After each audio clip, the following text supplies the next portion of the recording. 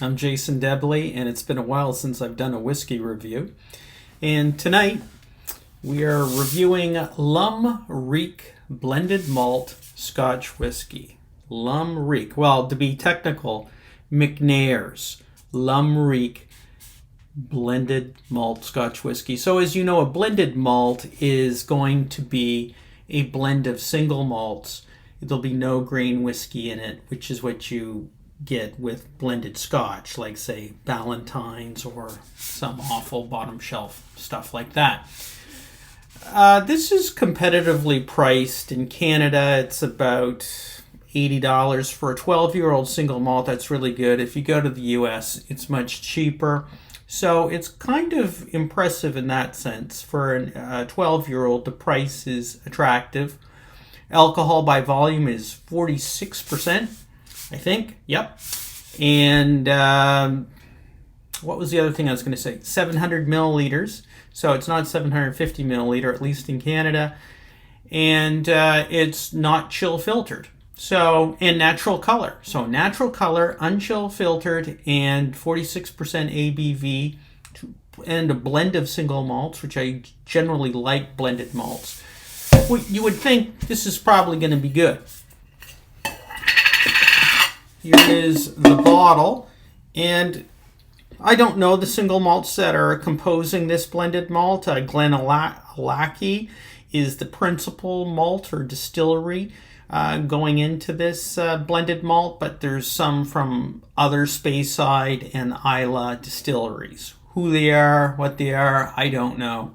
But I think it's trying to achieve a combination of some peated whiskey combining with kind of sherried Speysider. When I got this, actually a friend of mine bought this and brought it to a whiskey tasting at my house. And we all tried it. And the story is, none of us liked it. We didn't like it at all. It was a real disappointment. Nobody would drink it. So he came in like May and brought this. And since May, nobody's hardly drank it.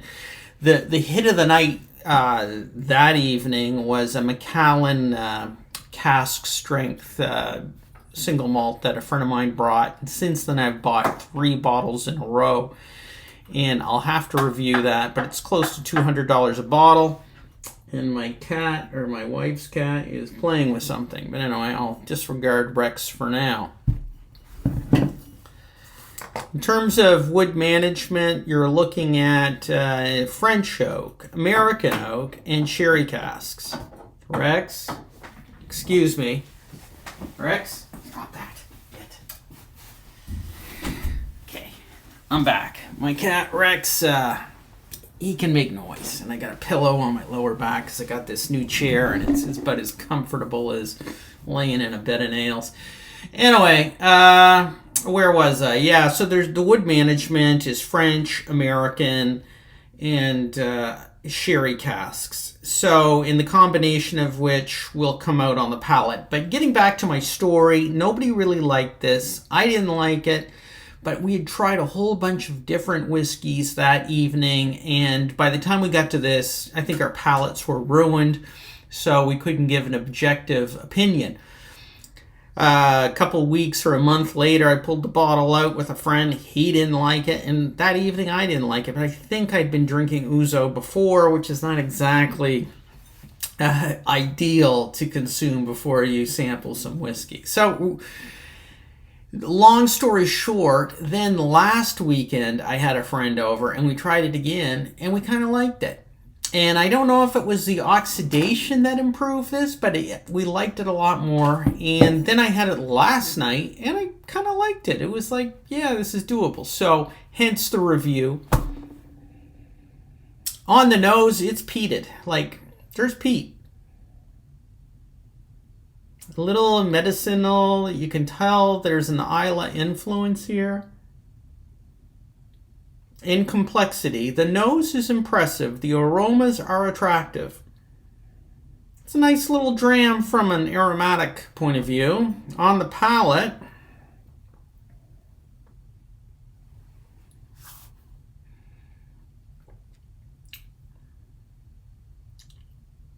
because it's 46%, you're getting some oomph.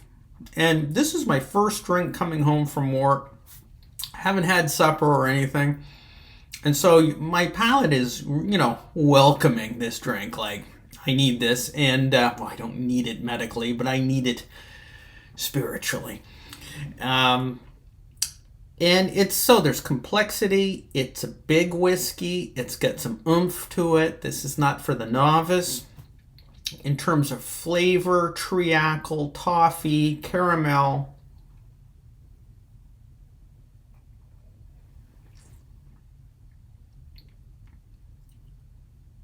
It's definitely smoky. It's got a lot of smoke, tempered by the sherry and the caramel and the salted orange. There's a lot, I like it. It's a solid effort at a reasonable price. I don't know why I didn't like it months before, but again, I think, put ouzo in front of anything other than Greek salad or feta cheese, it's going to affect the flavor and not necessarily enhance it.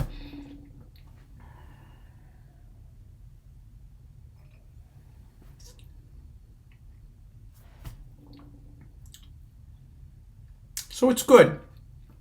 Let's try to be more specific, Jason, about the flavor profile. So toffee, caramel, ginger. On the finish, you've got ginger, peppercorn, capers. You're going to have smoked salmon. You put a couple capers on top of your cracker there. I'm tasting the caper. Comes out on the finish, and it's definitely smoky. So you have a meeting of Speyside sherry casks with smoky Islay casks or malts, and they combine together to make a decent dram.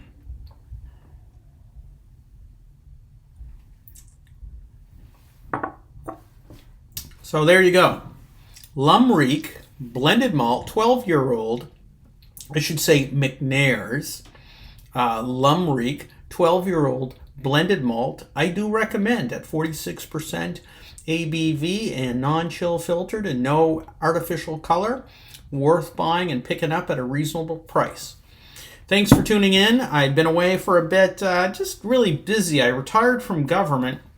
I went back to private practice as a lawyer, and the hours are insane, and I would get home and I'd be exhausted. And then on the weekend, I just would zone out, and then when the summer comes, I'm golfing. So trying to get back to some whiskey reviews now, and hopefully more to follow. Thanks for tuning in. Cheers.